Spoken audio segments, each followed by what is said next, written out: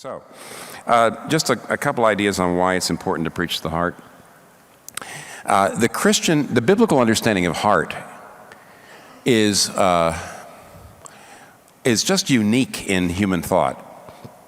The Greeks and the Romans, the ancients, understood that the passions were connected to the body, but the mind, the reason, and the will were connected to the soul.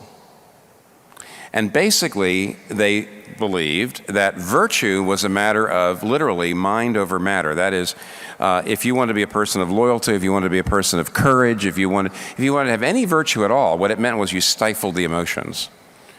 The reason needed to control the emotions. And that was a virtuous person.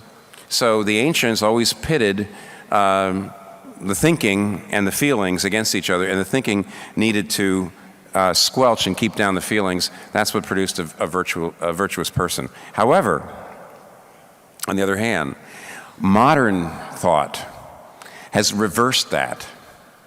We live in what Charles Taylor calls the age of authenticity, and we believe that the most important thing is that you look into your heart and see what your deepest feelings are and your deepest desires and dreams, and you fulfill them. And so we do the same thing today in our modern society. We now, however, have reversed things. It's your feelings that are the true you. The ancient Greeks and the Romans thought that your feelings was the false you. They had to do with your body. They weren't the true you. They weren't the part of the spirit. And so they pitted mind versus the feelings. Modern people do that too, except they reverse it. You have to let it go. You can't hold it back anymore. You know, I've been told all my life, I mustn't feel, I have to conceal. All right? Right? That'd be a great song, wouldn't it? 3 billion people would hear me sing that and on YouTube. So, in other words, we have always pitted, you might say, the mind and the emotions. It used to be the mind was more important than the emotions. Today, the emotions are more important than the mind. The Bible's understanding of the heart is completely different. And it's not halfway in the middle. It's off the charts. Why?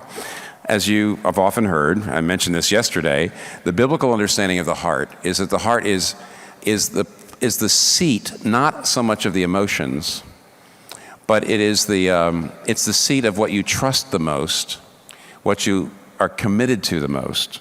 Trust in the Lord with all your heart, Proverbs 3. Or where your treasure is, there is your heart, Matthew 6. What we're talking about is the thing or the things that you most trust in, hope in, the things that most capture your imagination, that you face, the center of your attention, the center of your commitments, your main commitments. Whatever those things are, affect your mind, your will, and your emotions. So whatever your heart trusts in the most, affects not only your emotions, it also affects your thinking.